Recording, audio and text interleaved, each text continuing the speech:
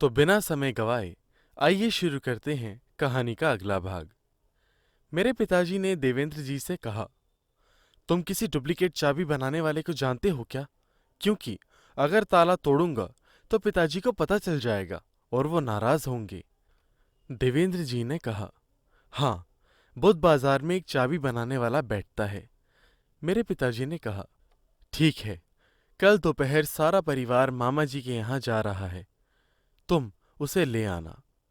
अगले दिन देवेंद्र जी चाबी बनाने वाले को ले आए। चाबी बनाने वाला ताला देखकर बोला, बाबूजी, ये बहुत पुराना ताला है, इसकी चाबी मैं कल तक दे पाऊंगा। मेरे पिताजी ने कहा, ठीक है, तुम चाबी बनाकर देवेंद्र को दे देना। अगले दिन देवेंद्र और मेरे पिताजी उस चाबी वाले का इंतजार करते रहे, पर वो नहीं आया। पिताजी ने देवेंद्र जी से कहा, अरे, तुझे उसका घर पता है क्या? देवेंद्र जी ने कहा, हाँ, पता है। चलो, उसके घर चलकर देखते हैं, पी पाकर पड़ा होगा साला। मेरे पिताजी और देवेंद्र जी शाम को उस चाबी बनाने वाले के घर पहुंचे। घर के सामने काफी भीड़ इकट्ठा थी। वे दोनों भीड़ को हटाकर घर में घुसे तो उन्होंने देखा कि जमीन पर चाबी बनाने वाले की लाश पड़ी है और उसकी पत्नी छाती पीट पीट कर रो रही है। तभी उस चाबी वाले की लड़की देवेंद्र जी से बोली, लो बाबूजी, आपकी चाबी। मरने से पहले मेरे बापू ने आपकी चाबी बना दी थी। देवेंद्र जी और मेरे पिताजी चाबी लेकर हवेली वापस आ गए। मेरे पिताजी काफी डर चुके थे। उन्हें ये लग रहा था कि चाबी वाले की मौत का संबंध जरूर उस कमरे से है। इसी हफ्ते मेरे पिताजी का रिटन एग्जाम का रिजल्ट भी आने वाला था। अगली सुबह दादाजी की खुशी का ठिकाना न था, क्योंकि मेरे पिताजी ने सिविल सर्विसेज का रिटन एग्जाम बेहद अच्छे नंबरों से पास कर लिया था और अगले हफ्ते ही इंटरव्यू भी था। मेरे पिताजी काफी हैरान थे, क्योंकि उन्हें रिटन एग्जाम क्लियर करने की ही कोई उम्मीद नहीं थी। इसीलिए वो रिटन की ही दोबारा तैयारी कर रहे थे और ऊपर से टॉप करना। मेरे पिताजी समझ नहीं पा रहे थे। उसी रात 3 बजे मेरे पिताजी को बेसमेंट से फिर से आवाज आने लगी।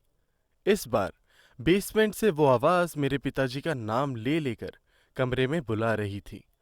मेरे पिताजी इन सब से पक गए थे और आज ठान चुके थे कि वो कमरे को खोल कर ही रहेंगे। उन्होंने डुप्लीकेट चाबी उठाई और बेसमेंट में जा पहुंचे।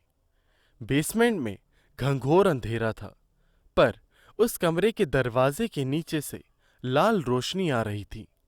मेरे पिताजी ने उस चाबी से वो ताला खोल दिया और कमरे में प्रवेश कर गए। अंदर घुसकर उन्होंने देखा कि कमरे में एक ड्रेसिंग टेबल रखा है, जिसमें काफी बड़ा शीशा लगा हुआ था। शीशे के अंदर एक 30-35 साल का डरावना आदमी खड़ा दिखाई दे रहा था, मानो वो शीशे के अंदर कैद हो। उसका पूरा सच काफी विभत्स था।